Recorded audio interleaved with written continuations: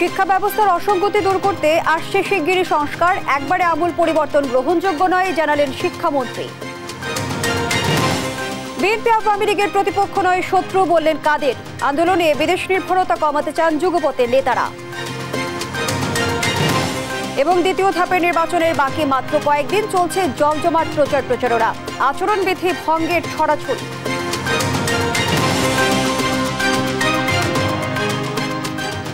আমন্ত্রণ সংবাদ রাতে, দেখছিলেন সংবাদ শিরোনাম, সাথে আছি আমি ফারনাজ জুই। এবারে বিস্তারিত। ফের পরিবর্তন আসছে শিক্ষা কারিকুলামে। শিক্ষামন্ত্রী মহিবুল হাসান চৌধুরী নওফেল জানান, এবছরের শুরুতে চালু হওয়া নতুন কারিকুলামে অসঙ্গতিগুলো শিগগিরই দূর করা হবে। প্রচলিত শিক্ষা কারিকুলামে হঠাৎ আমূল পরিবর্তনের সুযোগ নেই বলেও জানান তিনি। শিক্ষা গবেষকরা বলছেন, শিক্ষা পদ্ধতির বাস্তবায়নে সরকার ও অভিভাবক দুটি পক্ষ হয়ে দাঁড়িয়েছে, যার বিরূপ প্রভাব পড়ছে শিক্ষার্থীদের উপর। তৌফিক মাহমুদ মুন্নার বিশেষ রিপোর্ট। এবছর প্রথম, দ্বিতীয় এবং ষষ্ঠ সপ্তম শ্রেণীতে নতুন পাঠ্যক্রম চালু করে সরকার, যেখানে আনন্দ নির্ভর শিক্ষা, অভিজ্ঞতা ও মুখস্থ নির্ভর শিক্ষা থেকে বেরিয়ে আসা এবং কর্মমুখী শিক্ষাকে প্রাধান্য দেওয়া হয়েছে। পরিবর্তন আনা হয়েছে মূল্যায়ন পদ্ধতিতে। শিক্ষা কারিকুলামের এই পরিবর্তনে দেখা যায় মিশ্র প্রতিক্রিয়া। কিছু কিছু অভিভাবক নতুন শিক্ষা কারিকুলামকে স্বাগত জানালেও সমালোচনা করেন বেশিরভাগই। প্রতিবাদের আন্দোলনেও নামেন কেউ কেউ। শিক্ষাবিদ গবেষকরা বলছেন, কোন রকম যাচাই বাছাই এবং পাইলটিং ছাড়াই শিক্ষা ব্যবস্থায় হঠাৎ আমূল পরিবর্তনে অভিভাবক ও সরকার দুটি পক্ষ হয়ে দাঁড়িয়েছে, যার বিরূপ প্রভাব পড়ছে শিক্ষার্থীদের উপর। একাডেমিক পয়েন্ট অফ ভিউ থেকে মনে করি যে যারা এই কার্যক্রমটি বাস্তবায়ন করছেন তারা মনে করছেন যে তারা একেবারে আন্তর্জাতিক পর্যায়ের কোনো একটি দর্শন নিয়ে শিক্ষাক্রম বাস্তবায়ন করছেন। আর যারা এটার স্টেক হোল্ডার্স, বিশেষ করে অভিভাবক, শিক্ষক, শিক্ষার্থী, তাদের মধ্যে এক ধরনের চরম অসন্তুষ্ট শুরু থেকেই আছে। এবং আমি মনে করি যে এই দুই গ্রুপের যে মতপার্থক্যের যে বিষয়টি, সেটি আরও আসলে মিনিমাইজ করে নিয়ে আসা অত্যন্ত জরুরি। তবে দেশ টিভিকে দেওয়া বিশেষ সাক্ষাৎকারে শিক্ষামন্ত্রী মহিবুল হাসান চৌধুরী নওফেল জানান, হঠাৎ করেই প্রচলিত শিক্ষা ব্যবস্থায় আমূল পরিবর্তন অভিভাবক ও শিক্ষার্থী কারোর জন্যই সুখকর নয়। আর্থসামাজিক প্রেক্ষাপটের সাথে ভারসাম্য রেখে শিক্ষা ব্যবস্থায় সংস্কার আনা হবে। মূল্যায়ন পদ্ধতিটা নিয়ে ইতিমধ্যে একটা প্রক্রিয়া দাঁড় করানো হয়েছে। এখানে রাতারাতি যেই প্রক্রিয়া, আমাদের যেটা পদ্ধতি দীর্ঘদিন ধরে চলে আসছে, সেটা একেবারেই চলে যাবে, এটা প্রত্যাশা করাটা কঠিন এবং সেটা প্রত্যাশা করাটা সঠিক নয়। ব্যাপক পরিবর্তনের সাথে অভিভাবক, সমাজ, শিক্ষক, শিক্ষার্থী সবাই খাপ খাওয়ানো সময় লাগে। ব্যাপক পরিবর্তন হচ্ছে। মন্ত্রী জানান, কারিকুলামের অসঙ্গতিগুলো দূর করতে বিশেষজ্ঞ কমিটি এরই মধ্যে তাদের প্রতিবেদন জমা দিয়েছে। তাদের সুপারিশের আলোকের শিগগিরই সংস্কার আনা হবে। আমরা বিশেষজ্ঞগণ ইতিমধ্যে মতামত দিয়েছেন। আবার সিদ্ধান্ত গ্রহণের জন্য নীতি নির্ধারণী পর্যায়ে একটা কমিটি করা হয়েছে, সেখানে আমরা মতামত নিয়েছি। যে বিষয়ের উপরে আমাদের পরীক্ষা নেওয়া হয় সেগুলো হয়তো বা কমিয়ে আনা যেতে পারে, এবং পদ্ধতিগতভাবে যে পুরোটাই যে শুধুমাত্র লিখিত পদ্ধতি থাকবে তা নয়, কিছুটা সেটা অবলোকন করা, সেটা তারা কিভাবে পারফর্ম করছে সেটাও, সেই পদ্ধতিটাও থাকবে। আবার পাশাপাশি নির্দিষ্ট সময়ের মধ্যে লিখিত পরীক্ষার বিধানও থাকবে। ট্রেনিংটা অনগোয়িং প্রসেস, আমাদের ট্রেনিং চলছে। ট্রেনিং সবসময় ভবিষ্যতেও প্রয়োজন হবে, তো ট্রেনিংটা একটা চলমান প্রক্রিয়া। কোনো পর্যায়ে একটানা 3 ঘন্টা বেশি পরীক্ষা হওয়ার সুযোগ নেই বলে জানান শিক্ষামন্ত্রী। তৌফিক মাহমুদ মুন্না, দেশ টিভি, ঢাকা। আওয়ামী লীগ সাধারণ সম্পাদক ওবায়দুল কাদের বলেছেন, আওয়ামী লীগ বিএনপির প্রতিপক্ষ নয় শত্রু। তিনি দাবি করেন, জিয়াউর রহমান অফিসিয়ালি আবেদন করে বাকশালের সদস্য হয়েছিলেন। দুপুরে ধানমন্ডিতে এক সংবাদ সম্মেলনে তিনি বলেন, বিএনপির সামনে ইস্যু না থাকায় এখন গণ অভ্যুত্থান লিফলেটে এসে ঠেকেছে। আরও জানাচ্ছেন আল নোমান। সমসাময়িক ইস্যু নিয়ে ধানমন্ডিতে আওয়ামী লীগ সভাপতির কার্যালয়ে সংবাদ সম্মেলনে আসেন দলটির সাধারণ সম্পাদক ওবায়দুল কাদের। এ সময় তিনি কথা বলেন বিএনপির আন্দোলন ও তাদের বিদেশ নির্ভরতা নিয়ে। আওয়ামী লীগ সাধারণ সম্পাদক বলেন, ইস্যু না থাকায় বিএনপির গণ আন্দোলন এখন লিফলেটে নেমেছে। তাদের সামনে এখন কোনো ইস্যু, এখন তারা আছে এটা বোঝানোর জন্য শেষ পর্যন্ত গণ অভ্যুত্থান থেকে লিফলেট বিতরণে আসতেও। ওবায়দুল কাদেরের দাবি, বিএনপি আওয়ামী লীগের প্রতিপক্ষ নয়, শত্রু। তিনি বলেন, জিয়াউর রহমান অফিসিয়ালি আবেদন করে বাকশালের সদস্য হয়েছিলেন। আমি মির্জা ফখরুলকে বলতে চাই, আপনাদের প্রতিষ্ঠাতা, আপনাদের নেতা জিয়াউর রহমান অফিসিয়ালি বঙ্গবন্ধুর কাছে আবেদন করে বাকশালের সদস্য হয়েছে। বিশ্বের বহু দেশের তুলনায় বাংলাদেশের অর্থনৈতিক অবস্থা ভালো আছে দাবি করে তিনি বলেন, ডলারের দাম বৃদ্ধি অর্থনৈতিক বিষয়, এতে দেশে কোনো প্রভাব পড়বে না। ডলারের মূল্যবৃদ্ধি, এটাকে অ্যাডজাস্টমেন্ট করার জন্য এই 60 টাকা বৃদ্ধি করা হয়েছে, এটা অন্য কোনো উদ্দেশ্য নেই। এতে যে খুব একটা প্রভাব পড়বে তা নয়। আর বাজার পরিস্থিতি ওঠানামা করে, এটা ওঠানামা করবেই। কেন্দ্রীয় ব্যাংকে সাংবাদিক প্রবেশ নিয়েও কথা বলেন আওয়ামী লীগ সাধারণ সম্পাদক। আল নোমান, দেশ টিভি, ঢাকা। কোনো পরাশক্তির দিকে তাকিয়ে থেকে নয়, বরং দেশে একটি কার্যকরী গণ আন্দোলন গড়ে তুলতে চায় বিএনপির সঙ্গে থাকা যুগপথে সমমনার রাজনৈতিক দলগুলো। আর বিএনপির ভাইস চেয়ারম্যান মেজর অবসরপ্রাপ্ত হাফিজউদ্দিন আহমদ বীর বিক্রমের দাবি, ক্ষমতাসীন আওয়ামী লীগ নানা সুযোগ সুবিধা দিয়ে বিদেশি শক্তিগুলোকে নিজেদের পক্ষে ধরে রাখলেও জনসমর্থনের ভিত্তিতে একটি গণ আন্দোলন গড়ে তুলতে পারলে পরাশক্তিগুলোরও সমর্থন পাবে বিএনপি। বিস্তারিত সাইফুল রিপনের প্রতিবেদনে।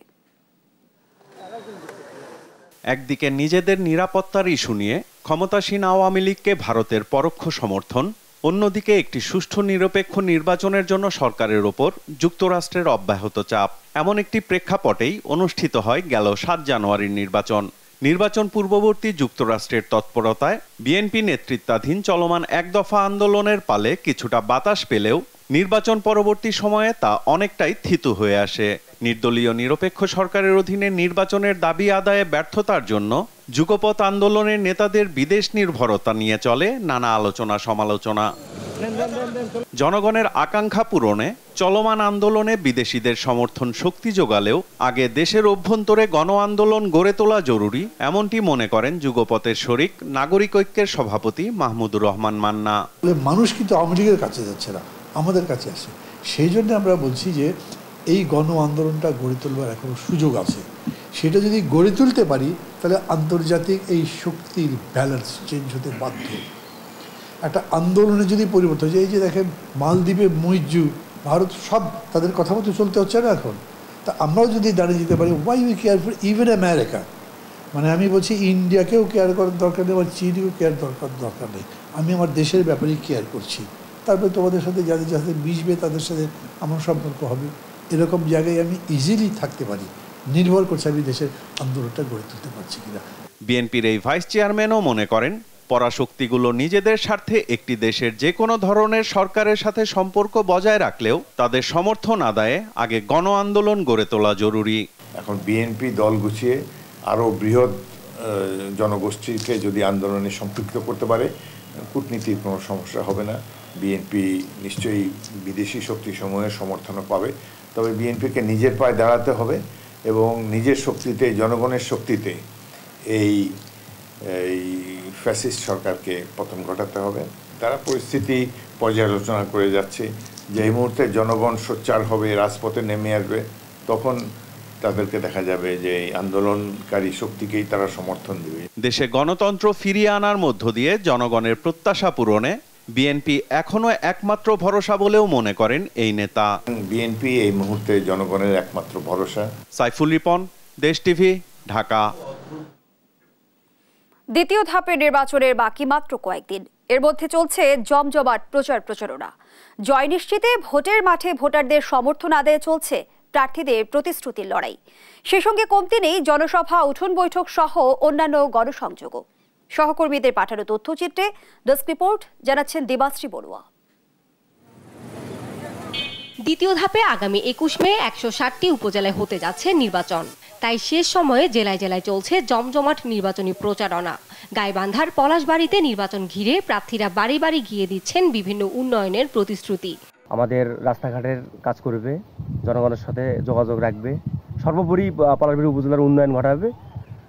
আমরা ভোটার যারা আছি তাদেরকেই ভোট দিয়ে নির্বাচিত করব। যে আমাদের নেতাকর্মী যারা আছেন সব ভোটারদেরকে এবং সাধারণ কিছু মানুষ 21 মে নির্বাচনে স্বতঃস্ফূর্তভাবে উপস্থিত হবেন, এটা আমি বিশ্বাস করি। আমি এলাকার সন্তান, সবাই আমাকে ভোট দেবে, এটা আমি বিশ্বাস করি।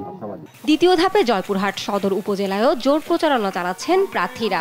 এলাকা ভিত্তিক বিভিন্ন সমস্যা সমাধানের আশ্বাস দিয়ে ভোট চাচ্ছেন প্রার্থীরা। আমাকে যদি জনগণ ভোট দেয় তাহলে আমি ইনশাআল্লাহ সদর উপজেলায় মাননীয় প্রধানমন্ত্রী জননেত্রী শেখ হাসিনা যে ভীষণ গ্রামকে শহরে রূপান্তরিত করবে, স্মার্ট বাংলাদেশ গড়ে তুলবে। জনগণের পাশে ছিলাম, ভবিষ্যতে থাকবো, তাই আমি মনে করি জনগণ আমাকে ভোট দিয়ে জয়যুক্ত করবে। শেষ সময়ে জমজমাট নির্বাচনী প্রচারণা চলছে গোপালগঞ্জের কাশিয়ানী ও মুকসুদপুর উপজেলায়। এই দুই উপজেলায় দিনরাত এক করে প্রার্থীরা ছুটছেন ভোটারদের কাছে। প্রতিটি গ্রাম ও মহল্লায় গিয়ে দিচ্ছেন প্রতিশ্রুতি। মুকসুদপুর উপজেলা নির্বাচনকে নিয়ে সারা দেশে অনেক জায়গায় অনেক কিছু করছে, কিন্তু আমাদের দলের মধ্যে কোনো বিভেদ নাই। 35 বছর রাজনীতির সাথে সম্পৃক্ত এবং তার চলাচলতি, তার জনসাধারণের সাথে সম্পৃক্ততা অনেক বেশি, তাকেই আমি ভোটটা দেব। এদিকে মৌলভীবাজার সদর উপজেলা নির্বাচনে চেয়ারম্যান প্রার্থীর আইনি জটিলতার জন্য স্থগিত করা হয়েছে নির্বাচন।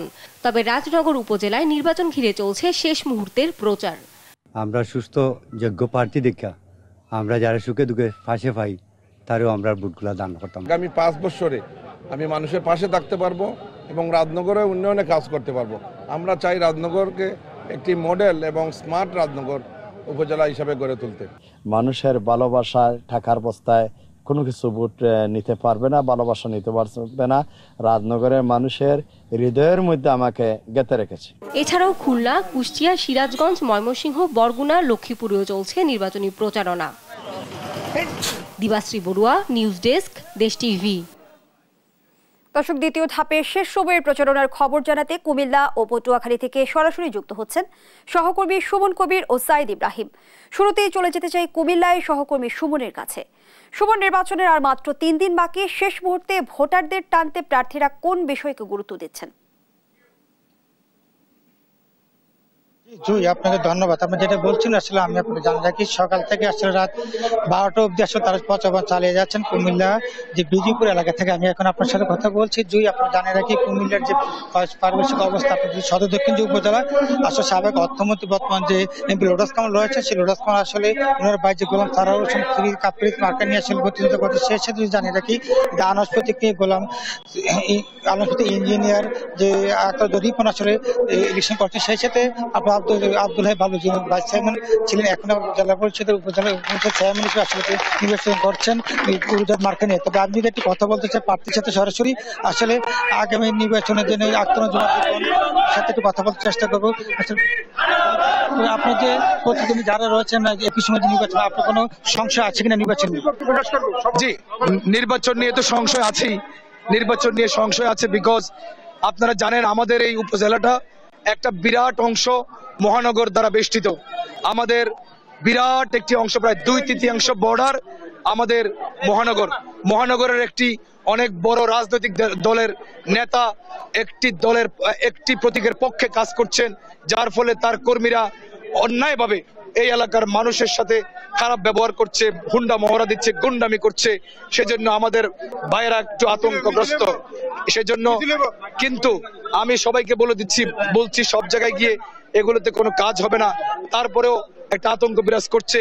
আমি প্রশাসনের কাছে দাবি জানাচ্ছি প্রতিনিয়ত যে প্রতিটি ইউনিয়নে পর্যাপ্ত পরিমাণে ম্যাজিস্ট্রেট, টহল police, striking force, RAB, BGB যেন নিয়োগ করা হয়। আমার এই মানুষ যেভাবে আশা করছে সেভাবে যেন আগামী মঙ্গলবারে তারা গিয়ে সেখানে তাদের ভোটাধিকার প্রয়োগ করতে পারে। শতবিজুব এলাকা থেকে আপনাকে জানিয়ে রাখি আসলে আত্মজরিপন সংশয় প্রকাশ করেছে নির্বাচনী নিয়ে আগামী 21 নির্বাচনের পরিপ্রেক্ষিতে জানিয়ে রাখি কুমিল্লার আমরা দেখেছি প্রতিটি বড়ুয়া উপজেলা এবং সদর দক্ষিণ উপজেলার সমন্বয়ে আমি দেখেছি তারা আসলে নির্বাচন কমিশন এবং যে কুমিল্লার জেলা পুলিশ সুপার এবং যারা রয়েছেন আইন শৃঙ্খলা তারা বলছেন কুমিল্লার সকল ধরনের ব্যবস্থা গ্রহণ করছে, সকল অপ্রীতিকর ঘটনা যাতে না ঘটে। এখন তো আসলে তেমন বড় কোনো অপ্রীতিকর ঘটনা ঘটেনি। তবে আমি জানিয়ে রাখি কুমিল্লার যে অবস্থা, সেই অবস্থা থেকে তারা বলছেন আগামী 21 নির্বাচন অবশ্যই করার লক্ষ্যে নির্বাচন কমিশন সকল ধরনের ব্যবস্থা গ্রহণ করেছেন।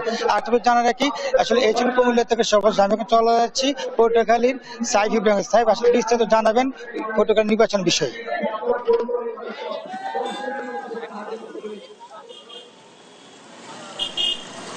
ধন্যবাদ সুমন। যেমনটা আপনি বলেছিলেন আর 2 দিন পরেই আপনার পটুয়াখালী দ্বিতীয় ধাপের উপজেলা পরিষদ নির্বাচন শুরু হবে।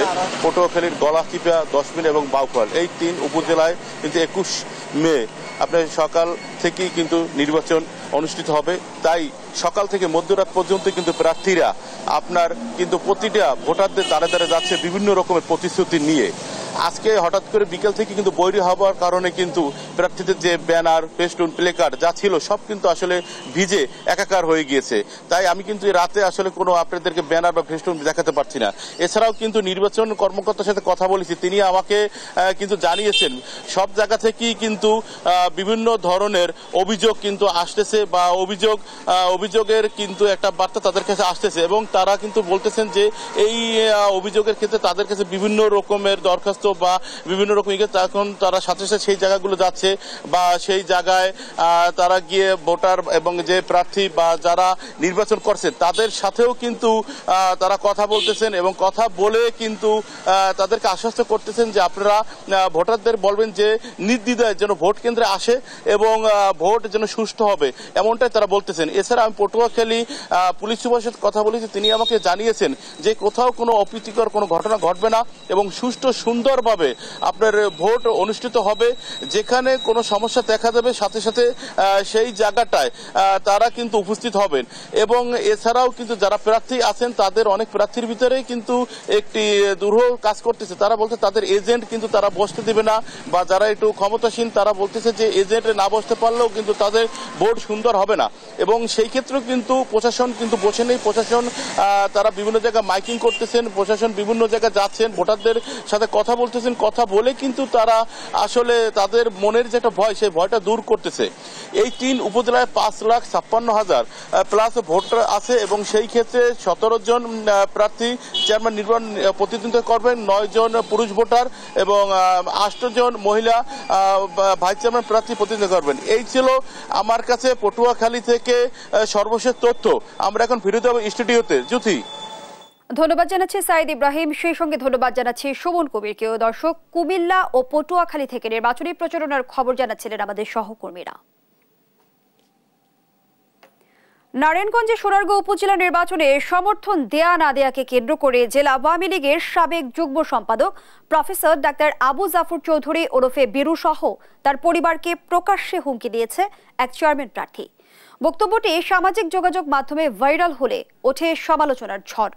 এ ঘটনায় অভিযুক্ত আনারসের প্রার্থী বাবুল ওমরকে শোকজ করেছে নির্বাচন কমিশন।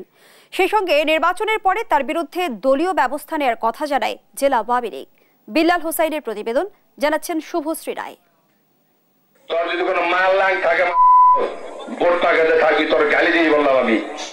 নারায়ণগঞ্জের সোনারগাঁও উপজেলা নির্বাচনী প্রচারণাকালে এভাবেই প্রকাশ্যে হুমকি দিচ্ছেন চেয়ারম্যান প্রার্থী বাবুল ওমর। 21 তারিখ খেলা হবে তার সাথে, সোনারগাঁও কি হবে জানি না, ভোট না কেন আবার খেলা হবে। ভোটে বিজয়ী হলে 2 মাসের মধ্যে চৌধুরী বংশ উচ্ছেদ করতে না পারলে চেয়ারম্যান পদ ছেড়ে দেবে বলেও জানান এই আনারস প্রতীকের প্রার্থী। যদি এই চৌধুরী বংশের আত্মপ্রকাশের বংশ আমি উচ্ছেদ না করতে পারবো, উচ্ছেদ কর না আমি রিজাইন দিব ক্ষমতা থেকে। গেল মঙ্গলবার রাতে উপজেলার জামপুর ইউনিয়নে একটি নির্বাচনী উঠান বৈঠকে জেলা আওয়ামী লীগের সাবেক যুগ্ম সাধারণ সম্পাদক প্রফেসর ডাক্তার আবু জাফর চৌধুরী ওরফে বীরু সহ তার পরিবারকে হুমকি প্রদান করেন চেয়ারম্যান প্রার্থী বাবুল ওমর। তার বক্তব্যের একটি ভিডিও ভাইরাল হয় সামাজিক যোগাযোগ মাধ্যমে। এই নিয়ে সমালোচনার ঝড় ওঠে নেটিজেনদের মাঝে। আমি তো আপনার বাড়ির সামনে বক্তব্য দিচ্ছি, আপনাকে উল্টাপাল্টা কথা বলছি। যদি তোমার মা দুধ ঠিক করে পান করে থাকো, তুমি আমার বাড়ির সামনে আমাকে মিটিং করে দেখাবো, তাকে তো ওপেন চ্যালেঞ্জ করে গেলাম। এই ঘটনার প্রতিবাদ জানিয়ে ওই চেয়ারম্যান প্রার্থীর শাস্তি দাবি করেছে স্থানীয় আওয়ামী লীগ নেতারা। আগামী 21 তারিখে মাহফুজুর রহমান খেলার ঘোড়া প্রতীকে বিজয়ী করে আমরা প্রমাণ করে দিব সোনারগাঁয়ের মাটিতে কোনো সন্ত্রাসের স্থান নেই। অভিযোগ পেয়ে এরই মধ্যে চেয়ারম্যান প্রার্থী বাবুল ওমরকে শোকজ করেছে নির্বাচন কমিশন।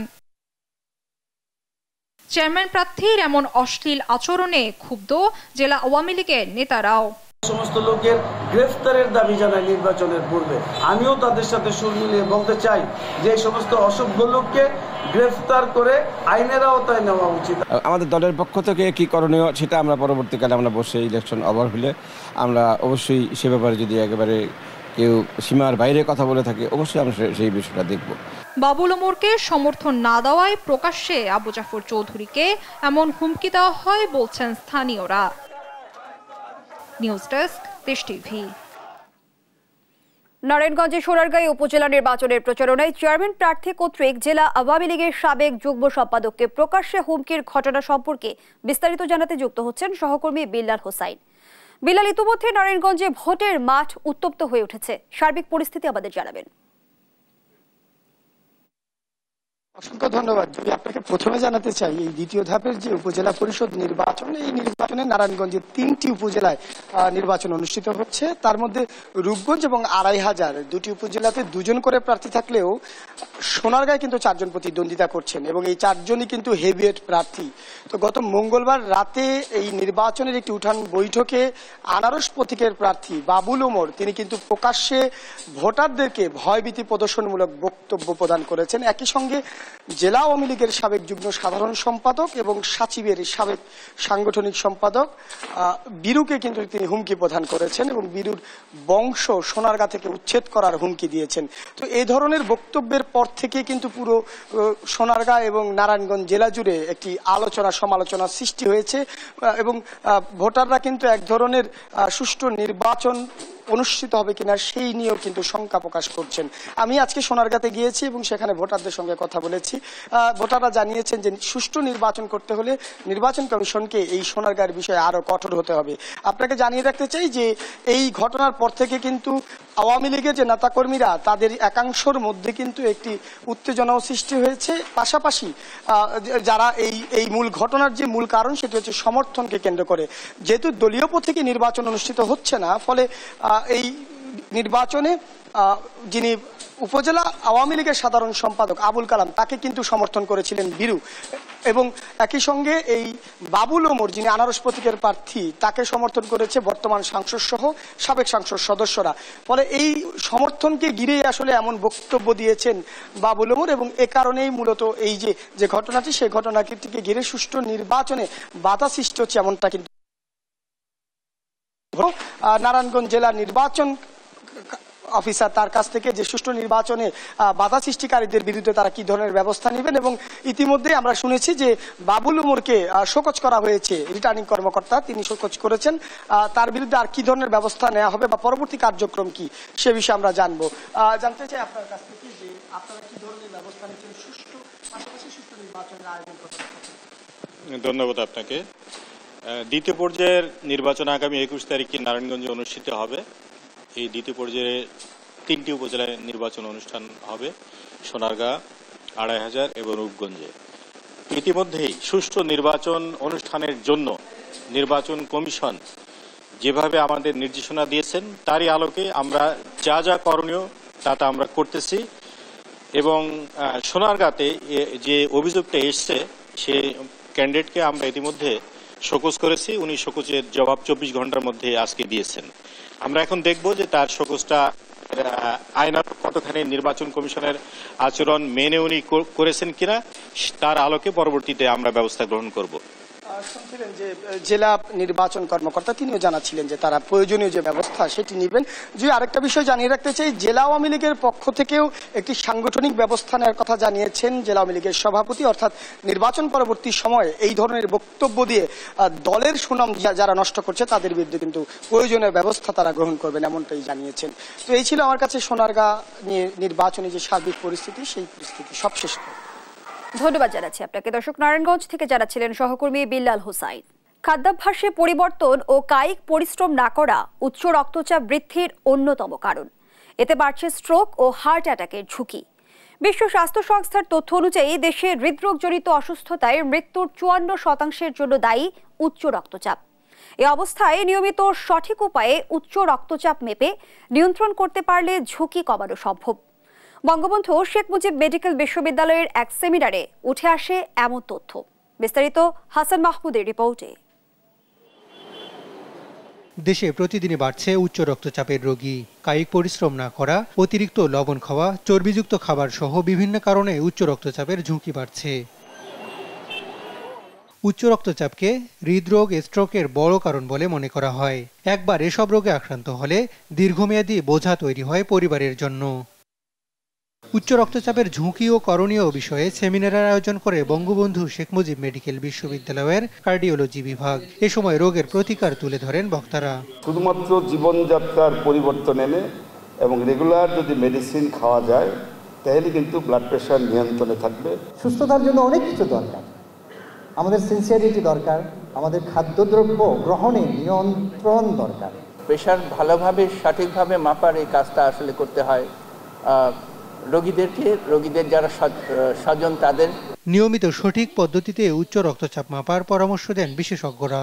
যদি লবণকে আমরা না বলতে পারি, ধূমপানকে না বলতে পারি, তামাক জাতীয়কে না বলতে পারি, খাদ্যের যে অভ্যাসগুলো সেটিও বিশেষ করে চর্বিযুক্ত খাদ্যকে পরিহার করতে পারি, শাকসবজি বেশি খেতে পারি, তাহলেই কিন্তু বেশিরভাগ ক্ষেত্রে আমরা উচ্চ রক্তচাপকে নিয়ন্ত্রণ করতে পারবো। অনুষ্ঠানের প্রধান অতিথি বঙ্গবন্ধু শেখ মুজিব মেডিকেল বিশ্ববিদ্যালয়ের উপাচার্য বলেন, রাজধানীর বাইরের মানুষকেও উচ্চ রক্তচাপের বিষয়ে সচেতন করতে হবে। এটা নন কমিউনিকেবল ডিজিজ, এটা শুধু বাংলাদেশের সমস্যা না, ইটস এ গ্লোবাল প্রবলেম। সারা পৃথিবীতে এখন NCD is a problem. Death maximum মানুষ মারা যাচ্ছে এই ব্লাড প্রেশার, এই ডায়াবেটিস এবং ক্যান্সার, এই জাতীয় ওষুধ যেগুলো কোনো জীবাণুবাহিত নয়। সেই দিকে আমাদের সবাইকে উদ্বুদ্ধ করতে হবে মানুষজনকে, যে কি করলে একটা মানুষ ব্লাড প্রেশার থেকে মুক্ত থাকতে পারে। একবার উচ্চ রক্তচাপ শনাক্ত হলে সারা বছর ওষুধ খেতে হয়। এই অবস্থায় জরুরি এসব রোগের ওষুধের দাম না বাড়ানোর অনুরোধ করেন বক্তারা। আমরা একটা স্কিল ল্যাব করেছি। হাসান মাহমুদ, দেশ টিভি, ঢাকা। আবহাওয়া অফিসের হিট অ্যালার্ট উপেক্ষা করে বৃষ্টিতে ভিজল রাজধানী সহ দেশের বিভিন্ন জেলা। এতে গরম কাটিয়ে জনমনে ফিরেছে স্বস্তি। আবহাওয়ার এমন অবস্থা আরও 2-3 দিন অব্যাহত থাকতে পারে বলে জানিয়েছে আবহাওয়া অফিস। তবে বৃষ্টির সঙ্গে বজ্রপাতে 3 জেলায় 6 জনের মৃত্যুর খবর পাওয়া গেছে। তাই বজ্রপাত থেকে বাঁচতে সতর্ক থাকার পরামর্শ দিয়েছে আবহাওয়া দপ্তর। M A আসিমের report. সকালের শুরুতেই রাজধানী সহ দেশের বিভিন্ন স্থানে গুড়ি বৃষ্টি কমিয়েছে গত দুদিনের তীব্র দাবদাহ। সকাল 10টার পর বৃষ্টি কেটে গেলেও দেখা মেলেনি সূর্যের। তবে হালকা হিমেল হাওয়া চলতে থাকে দুপুর পর্যন্ত, যা জনজীবনে নামিয়ে আনে স্বস্তি। কর্মজীবী মানুষদের মধ্যে দেখা মিলেছে স্বাচ্ছন্দ্য। এখন সকালে একটু বৃষ্টি হওয়ার পরে কিছুটা তাপমাত্রা কমেছে। বৃষ্টি হলে তো ভালোই হয়, বৃষ্টি হলে তো একটু ঠান্ডা থাকে, চালাইতে হলে তো একটু আরাম পাওয়া যায়। যেমন আবহাওয়াটা এখন বর্তমানে ঠান্ডা, গরম তেমন রাখতেছে না, গাড়ি চালাইতে আরাম পাইতেছি। আগামী 2 দিন বৃষ্টি অব্যাহত থাকার আভাস দিয়ে এ আবহাওয়াবিদ জানান, সম্ভাবনা রয়েছে কয়েকটি বিভাগে দমকা ও ঝোড়ো হাওয়ার। খুলনা এবং চট্টগ্রাম বিভাগের কিছু কিছু জায়গায়, রাজশাহী, রংপুর এবং বরিশাল বিভাগের 2-1 জায়গায় বৃষ্টি অথবা বজ্রসহ বৃষ্টিপাতের সম্ভাবনা আছে। আর দিনের তাপমাত্রা সামান্য হ্রাস পেতে পারে এবং রাতের তাপমাত্রা প্রায় অপরিবর্তিত থাকতে পারে। এমন অবস্থা আগামী 2 দিন তাপমাত্রা কমালেও আবারও দাবদাহের সম্ভাবনা দেখছেন তারা। আর বর্তমান যে বৃষ্টিপাতের প্রবণতাটা, এটা সামনের আরও কয়েকদিন অব্যাহত থাকবে।